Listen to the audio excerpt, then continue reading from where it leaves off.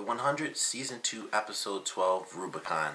I have to automatically say that this was the craziest episode this season. Probably the entire series, because the missile strike in itself was a really big thing. Like, I had no idea what to expect. It was like, a missile is being launched. We saw that even in the preview, and the real question was, who's going to be hit? If anything, what's going to happen with this missile? Because it will land somewhere, and some impact is going to be felt. Whether, even if it missed people, it would be some sort of impact as to what's going to happen in the series. And the last thing I honestly expected was for this missile not only to hit, like if it just hit and it was like, we can't stop it, or they didn't know in enough time, that's one thing. Like, sure, it happened, not really much you could do about that. The missile hit, people died, and then you have to go on with the war. But the way they did it is what made it so incredibly special. Like, Clarke knowing that this was going to happen, and then letting it happen to, basically being coerced into believing that, letting, however many people ended up die in order to save Bellamy as this sort of secret agent, their double agent and their inside man. It was crazy. It was hard. It was a little interesting to watch. It was sort of hard to watch, and it was weird to see Clarke really get pulled in by Lexa's mentality, to be completely honest. And it's one of those really serious moments in the show where it's like, this really big decision that you have to make. You have these 12 clans, the leaders and the seconds of these 12 clans that only a year ago, as grounders themselves, they were all at war, and now they decide to band together to officially take on the Mountain Men. You have all of these important people in this area, and, kind of going off of the whole reincarnation thing, and that's how they choose their leaders. It's not like, okay, these people died, go on to the second or third in command. It would take, decades, at least, 10 years for them to say, like, all right, this is the next leader for all of these different clans. And until then, it's just, like, up in the air, because I would have to assume, since they do it based on reincarnation, anyone and everyone would just kind of go nuts, like, I want to be the leader, but so does this person, and then we fight, and we're in the same clan. It's all this extra stuff that's hasn't even been introduced into the series really, but there is so much collateral damage way beyond just the deaths. But that's obviously the biggest thing. Like, you let all these people die in order to protect this inside man, and of course the point of it was because Bellamy is their inside man, and he's the one who will help win the tide of the war, and without him there is no fight. I understand that wholeheartedly. I get why ultimately she made the decision, because you can obviously see the good and bad of both sides of the fence. I just couldn't say personally that I would let this missile, hit this village without telling people. Or, I think the biggest thing really that hit me is Clarke not thinking of them having the spotter early on. I thought when she mentioned that, maybe it'll work. Like, maybe they can find this spotter, things will be fine, they'll send it off like a little bit, it'll still impact things, but they would like kill the spotter, take the tech, block onto something else, and then that would kind of be it. But I think it was basically 2 scenes after that, because she went to her mother, and then I believe right after that, or even after she said that, they went to the Seeker, and he's like, these are the coordinates, here, this many minutes away and stuff. And it wasn't just like the little targeting system. I thought it was going to be sort of a laser-sighted type of thing. But once Cage was actually typing in the coordinates, that was it. There was no, we can change this or anything like that. He said where everything was, down to 100% accuracy. Cage types it in and just hits enter, and that was it. And I knew that, that was all there was to it. There was no last-minute save. There was no, we're going to, change the target at the last minute or do anything to help anyone, really. They were just going to go. Like, they were going to go. Clarke kind of had, like, her last-minute thing, like, when she had the idea. But ultimately, she, kind of like Lexa pointed out, you didn't say anything to anyone. You kind of wanted to talk to me alone. Could have talked to the other leaders, even if she didn't know them. Lexa did, in some way at least. But she chose, Lexa only. and it's like, hey, I'm telling you this, we have to get everyone out of here. And she basically just waited until the last minute to really think about things and come up with another idea, and it was just a crazy ending. And then her mother being there, I think, was a great point for this episode, because in the last one we had like the really huge moment where Clarke is like, you know, you might be the chancellor, but I'm in charge. And they kind of went along with that a little bit in this episode. We had Kane, and he was mentioning, like, you know, like, I'll do what you say. If you want me to do it, then, you know, hey, I'll listen to you, I'll follow your advice. And by the end of this episode, it was almost like the polar opposite of the last episode. Like, not, I shouldn't say polar opposite, but it was definitely a giant moment where Clarke taking this role and deciding her mother's role as chancellor isn't really critical compared to her own. In this moment, it was like her mother dealt with letting her daughter do something that even she didn't feel too comfortable with to begin with, and she saw the repercussions of it, and Clarke is gonna see the repercussions. I don't think she really felt it in this episode, aside from her mother being so upset with her and letting all these people die rather than telling everyone. They were trying to figure something out to make both situations work, which personally, I think finding the scouter, if she had thought about that earlier, I think that would have been the perfect solution. Just tell, you know, honestly, you could tell like 8 people, and the guy would have to be like, you know, close around, but you know, that's not what happened, and unfortunately a lot of people died. We really don't know the fate of some of the characters. Like, we saw Octavia and Lincoln over the rubble and, you know, kind of just looking at the devastation, but we don't really know what happened to Kane or Indra. Like, technically we could have lost those characters because we don't know where anyone was. They could kill off those characters, or maybe one of them. I kind of doubt they'd kill off both those characters because they're so important. And if I had to pick, I would say they would probably choose Kane over Indra because of kind of the storyline they have with her and Octavia. But we really don't know. They might all be alive, which personally I would enjoy because I do like all the characters, and, you know, we're in the 2nd season, so I'm fairly attached to most of the characters we have right now. And, you know, it's just a lot of devastation, and it's going to lead to some really crazy stuff down the line. And I think one of the biggest things is that someone's going to find out that Lexa and Clarke knew. Like, they're going to be hiding this secret, and most likely it will come from Clarke. I think Lexa is kind of like, you know, like, this is the Grounders in general. They're kind of like Terminator mentality. So it's like, this happens and this happens, and that's all there is to it. If I have to lie, I'm sticking to the lie, and that's all there is to it. But with Clarke, there's just, like, it's kind of like if you or me were in that situation.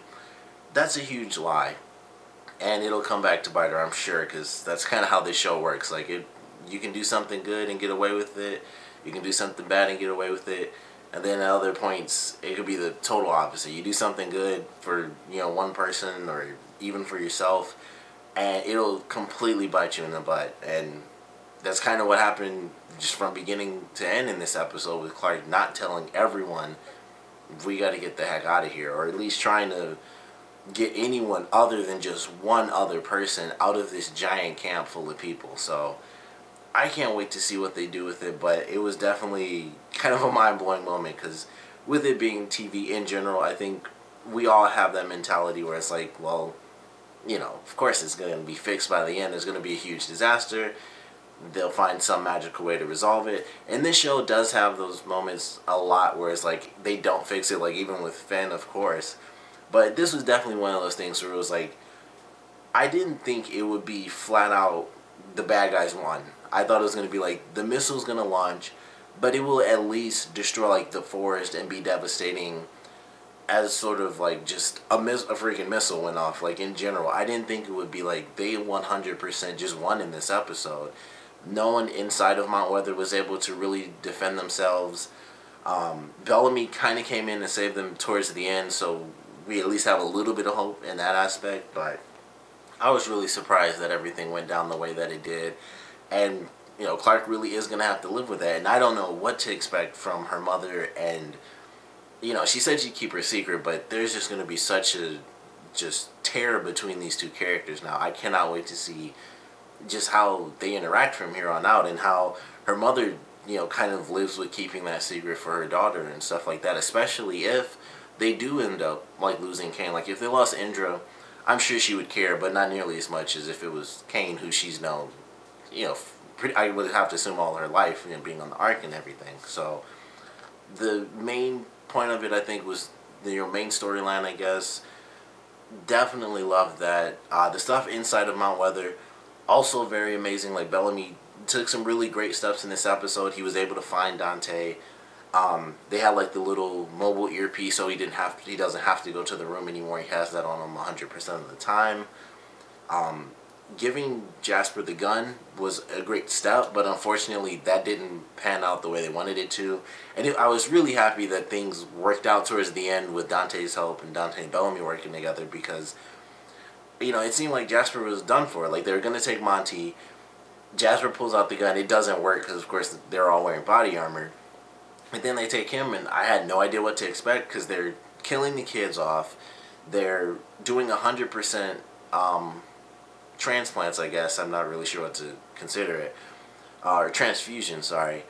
And that was another, yet another really big thing. We have at least 3 people for sure in this episode have been given the bone marrow transfusion to the point where they will be able to go out to the ground 100% of the time. And that's Dante, his son, and then that lieutenant we saw, Emerson, from the last episode.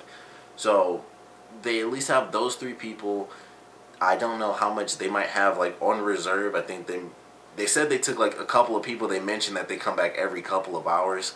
So I have to assume they took at least 2 people. We saw the one person where they had killed that guy, but I believe there were like 2 other people that we saw. There's like a dead body, I believe we saw in that same scene or something.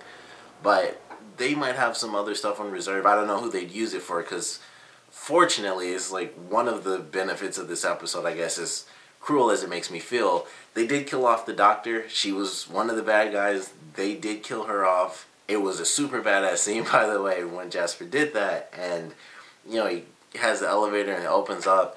And we have like the 4 main people who, have been basically trying to help everyone, stay tough. They were just all in the elevator door just watching her basically die. And, as a lot of people would say online, just like, no fucks given. Just like, you're a dick and you're dead. Like, and that was it. And it was, like I said, as cruel as it makes me feel, it was a badass scene. It was cool to see her go down, because it's like Cage. And now the lieutenant, I guess he kind of came in as a replacement a little bit, because he was getting a lot of time in this episode. And he was, of course, the guy in the last episode who was captured and then ran all the way back to Mount Weather. So he's been getting a lot of playtime, and it's like, okay, that kind of transition where she, was killed off in this episode, and then he kind of came in, was introduced really in the last episode, so now he's kind of taking her place as Cage's kind of second bad guy, really. But it was great. All the stuff, all the insanity inside of Mount Weather was definitely fun to watch. I'm really excited based on the trailer, or the preview. I keep saying, I said trailer in my last review too. But for the preview for the next episode, I'm very excited for that. Like I said, I don't know what to really expect. The stuff with Clarke, and I'm sure Clarke and Lexa are going to have just some really weird moments from now on, because, like I said, Lexa and her people, kind of Terminator mentality, like, has to be done. That's all there is to it. Survival of the fittest for real in their, their lifestyle.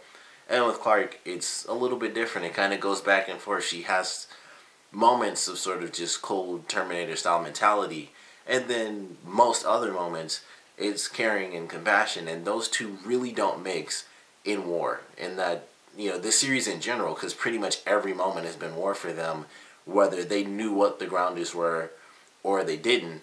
It just, those two mentalities don't really mesh inside of one human being. Like, they can, with Lexa being like the Terminator style and Clarke being like the caring person, as 2 separate people it works perfectly fine. But inside of one person, it's really difficult to go back and forth. And sometimes, really in life in general, you have to, but, no matter what the situation, that can kind of just, those 2 sides will always butt heads. So I'm very excited for it. I don't know if we're going to get the City of Light stuff in the next episode, but I definitely loved it in this one. It was definitely cool.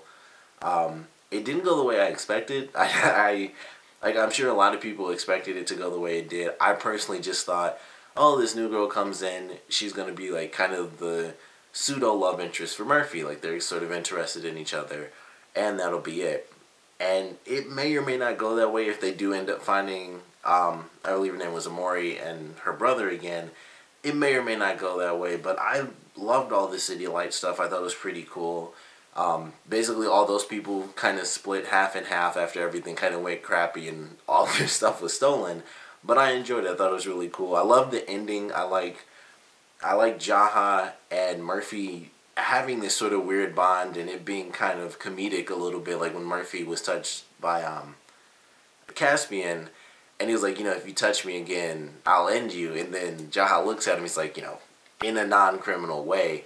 I thought that was a nice, funny little scene. They just have these moments, and Murphy is really changing as a character, and he's always been like the really sarcastic guy, but he's not like douche sarcastic anymore. It's just like lighthearted, funny sarcastic, because he's growing as a character, and he probably has one of the best characters in Jaha to kind of change from, like to look at this guy who's the leader and speaks a lot about faith and all this stuff. He had like his super wisdom wise man stick when he was walking and stuff. It just really stood out to me. I thought it was kind of funny. But I really enjoyed that, and I hope they do get to the City of Light. It would just be a third portion, or I guess technically a fourth portion of kind of this giant mysterious map that we'll get to see. So I'm really excited for that. We have like the Dead Zone, which is the big desert, of course the forest, and then Mount Weather I count as its own thing. But if they get to this City of Light, I really want to see what's there, because if it's called that, I have to assume it's because of technology. I have to assume it's called the City of Light because there are lights. It's like the one place, at least around in this area, that has a lot of technology, and there are lights and things like that, and maybe whole buildings and stuff with lights on, and people living sort of like we do right now. I wouldn't think it was exactly the same, like they're just going to be driving around and going to Starbucks, but I'm excited to see it. I know they're going to get there, because if not, then they would just be dead. So I'm incredibly excited to see why it's the City of Light, exactly how it changes the series, whether or not it's good or bad, because we don't really know. It's the City of Light. It's mysterious. They're, the clans themselves, the Grounder clans, all fought each other. Who knows what's going to happen if these 5 or 6 random people go into the City of Light. They could all just be kidnapped and killed off, and that's really it. I doubt that'll happen for sure, but I'm very excited for that. I think that's what I'm most excited for. But this episode was definitely great. Obviously I loved it, but I want to know what you guys thought about it. So please comment below. Let me know your favorite parts, your least favorite parts, and what would you have done if you were Clarke? Like, if you were in her situation, would you have told everyone and risked Bellamy's life? Would you have thought about the fact that you knew they had a seeker or a scouter, somewhere around the camp? What would you have done? Because honestly, like I said, I don't think I could possibly just let a missile go down, whether it's war or not, and Bellamy not having taken these really big steps that they really needed. Because I'm sure if he had already taken out the acid fog, that probably would have done it for him. Like, all right, acid fog is gone. Even though the rest of their people would still be in there, or at least Clarke's people, I'm sure they would have been okay with it. Like, the acid fog is gone. We can take this guy out in the city, maybe charge like right now or something like that. That would be really crazy to do. But if I was in a situation, I just don't think I could choose the few versus the many type of thing. It's just really difficult. Like, just an entire village of people being destroyed by a missile. I personally just don't think I could let it happen, no matter the circumstance. But as serious as it is, I think that's probably the most serious question I've ever asked in a review. But not a lot of shows are dropping missiles on people these days, so not many that I watch, at least. But I want to know what you guys would have done, so please comment below, let me know, and thanks for watching.